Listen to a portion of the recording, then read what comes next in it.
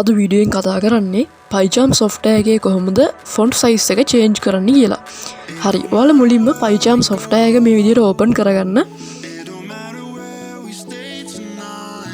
මේ විදිහට PyCharm software එක open කරගත්තට පස්සේ ඔයාලට මෙතන මේ විදිහ icon එකක් දකින්න පුළුවන්. මේ තියෙන්නේ PyCharm වල update එකෙන් පස්සේ interface එක. සමහර විට ඔයාලගේ user interface එක මීට වඩා වෙනස් වෙන්න පුළුවන්. හැබැයි අනිවාර්යයෙන්ම ඔයාලගේ software එකේ file කියලා option එකක් තියෙනවා. ඒ file කියන option එක අරගත්තට පස්සේ ඔයාලට settings කියන option එක දකින්න පුළුවන්. මේ settings කියන එක මේ විදිහට අරගත්තට පස්සේ ඔයාලට editor කියලා option එකක් තියෙනවා.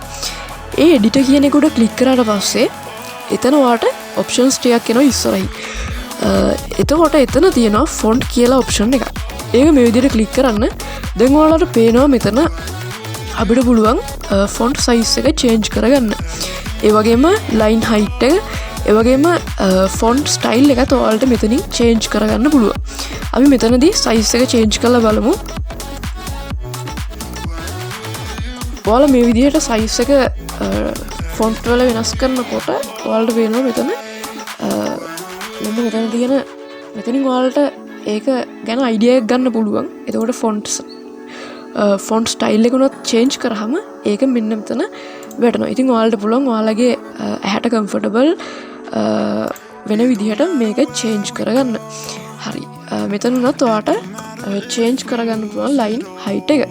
හරි. ඉතින් මේ විදිහට තමයි PyCharm software එකේ font size එක, ඒ වගේම font style එක, ඒ වගේම line height එක change කරගන්න. ඊට පස්සේ ඔයාලා මෙතන apply කියන එක දෙන්න. ඊට පස්සේ okay දෙන්න. හරි. දැන් ඔයාලට පේනවා අපි change කරපුවා මෙතෙන්ට ඇවිල්ලා තියෙනවා. හරි. ඉතින් අද වීඩියෝෙන් කතා කරපු දේ ඔයාලට තේරෙන්න ඇති කියලා හිතනවා. හම්බ වෙමු තවත් අලුත් වීඩියෝ එකකින්.